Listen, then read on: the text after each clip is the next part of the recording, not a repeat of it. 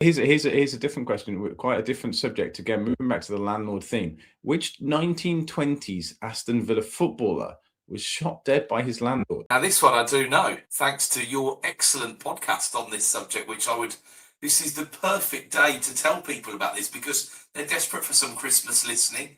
The footballer's name was Tommy Ball, and his landlord was called George Stagg, if that's the next question. And Duncan's podcast on the subject, The Murder That Changed English Football. Does it say allegedly afterwards? I can't remember. It does say allegedly afterwards, yes, right. Because it isn't entirely clear whether it was a murder, and it isn't clear how much it changed English football, but I think it did. Back to the economics themes now. So how many housing ministers, not secretaries of state, but how many housing ministers has the UK had since 2020? So we've got 5 years, or 6 years, I suppose, if you count 2020 inclusive counting.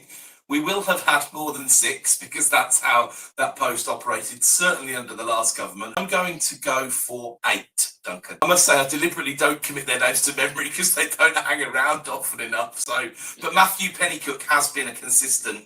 So we have had Matthew Pennycook for it's 18 months now, isn't it? So there'd have to be 7 other Conservative ones for that to be correct. Okay, so are you ready? I'll start at the beginning. So at the beginning of 2020, the incumbent was Esther McVeigh. We moved through to Christopher Pincher, Stuart Andrew. The legendary, the man who brought down Boris Johnson, arguably. Stuart Andrew.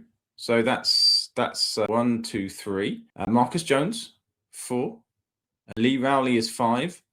Lucy Fraser is 6.